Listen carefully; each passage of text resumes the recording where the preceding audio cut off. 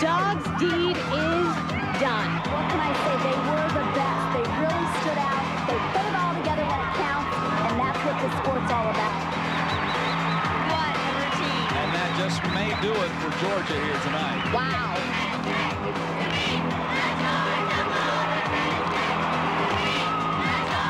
The GymDog Show is brought to you by Melwood Springs. Melwood Springs from the Blue Ridge Mountains of North Georgia. Hello and welcome to the Georgia GymDog Show. I'm Kevin Kopp, joined as always by head coach Jay Clark, talking now about the 2010 SEC Championships held this past weekend in Jacksonville, Florida. Coach, we had the sense coming in with #1 Alabama, #4 Florida, and #5 Georgia that it would come down to a battle between these three schools. It lived up to it, but obviously from a Georgia standpoint, a disappointing result to take third, narrowly just half a tenth behind Alabama, and seeing Florida capture the SEC Championship with a 197.050. We'll break it down rotation by rotation, but looking back with some perspective now at this championship as a whole, what do you see standing out for you looking back at the 2010 championship? Well, what stands out for me is that we went into that meet with such a great mindset and such a great mental approach to the way we were going into that meet, and the kids really, for the most part, did a great job. They had about a 2.5-minute period where they let themselves get a little bit tight, and they lost that focus on just us, and that's what we kept talking about going into that meet. It was just us, and if we could stay focused on us and not everything that was going on around us. We knew that there would be mistakes by several teams, if not all teams, going into a meet that's that much of a pressure cooker. And we also knew that it was going to be the team that handled those mistakes and continued to finish strong that would be the team that came out on top, and that's exactly the way it played out. Unfortunately, we didn't do a great job of handling our mistake on uneven bars, an event that had been there for us the entire year. It's probably been our most consistent event all year long. And so sometimes these things happen and they're unexplainable, but the positives are that, you know, again, we come out of a situation where we know we had that meet won. We know we could have very easily, we had every opportunity to win that meet, and we know we can win those meets and can win any meet if we can get past whatever these little hurdles are that keep cropping up. I thought it was very nice the entire weekend to see the support that Georgia, that the GymDogs received, even being that far away from home. Well, our fans were great. The ones that made the trip were just unbelievable. You know, they gave us a great send-off at the hotel. They were loud in the arena. They had a tailgate, you know, beforehand. Our booster club went down there and organized a tailgate for the fans, and you know, they were a big part of our early success in that meet. They helped us with that energy that you have to have. And they were amazing, and I tried to thank them before I left the floor for being there on Saturday, and just what a great feeling it is to know that you've got those kind of people and that number of people behind you. We saw a lot of people from South Georgia and Florida too that were Georgia fans that came out of the woodwork and that perhaps had not had another opportunity to see us very often, and so. Well, it was exciting. It was exciting to be in that setting. I thought Jacksonville was a great setting for it. I thought the arena was nice.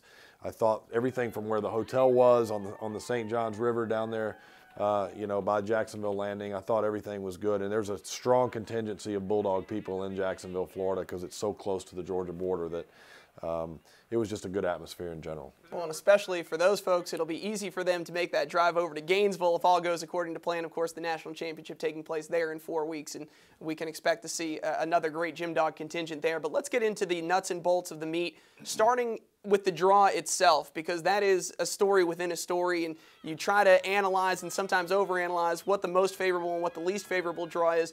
But Georgia, to start on floor and vault, the numbers bear out that those were not the two events. You either save your best two for last or you like to get off to a good start. But for Georgia to start on floor and to do what they did after watching the way the scores came in the first rotation, getting to compete in rotation number 2 and opening up with a 49-3 on floor to de facto tie Alabama for the lead at that point. Alabama had started on their best event, which is the vault, and Georgia to match that on floor. I think top to bottom, this was a fantastic floor set for Georgia. It really was. I think floor has been a work in progress for us all year. But we said going into the meet, we really feel like, Kevin, our strength is in our balance and that we're good on every event. I really believe that each and every one of our events has the possibility of going 49-4 on a given night.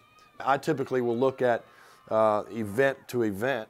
But at that point, what we had to look at was floor versus vault, and so we knew we had gotten off to a good start. Now, when I really felt good about it was on the following event, when I knew that our vault had stayed within a quarter tenth of what most people consider to be the #1 vaulting team in the nation.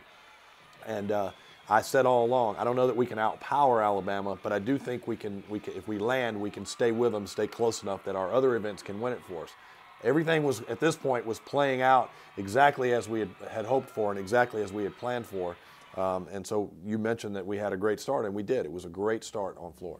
Well, we'll mention the vault a little bit more in depth later in the show, but let's look at this floor 1 through 6, starting again with Noelle Couch. Hasn't this been the story of the year?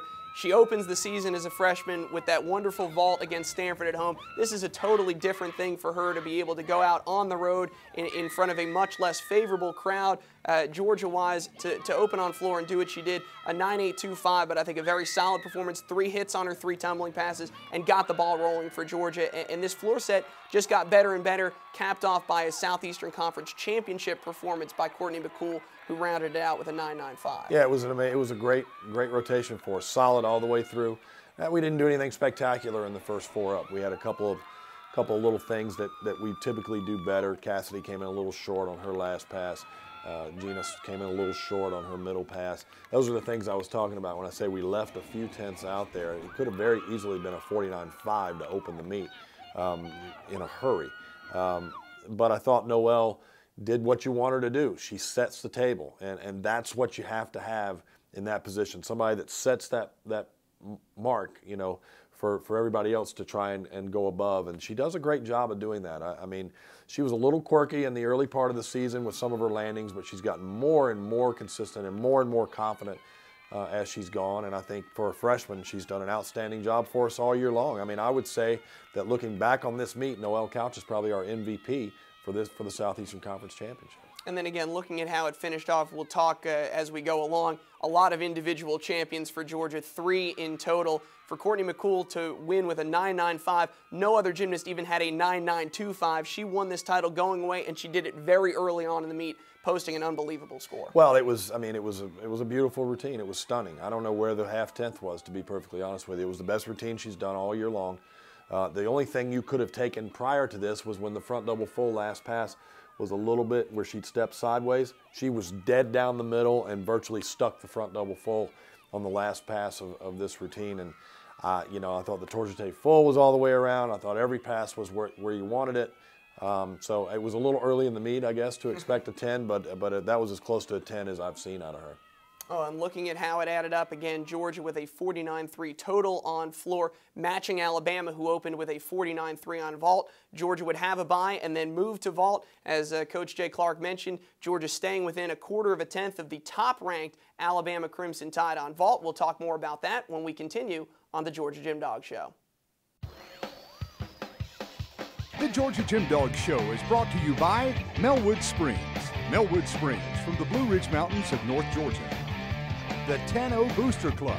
The 10-0 Booster Club, the official booster club of the Georgia Gymnastics team. Athens Orthopedic Clinic. Athens Orthopedic Clinic, serving Georgia athletes for over 40 years. And by Alpha Factor. Alpha Factor, the official gymnastics apparel worn by the Gym Dogs.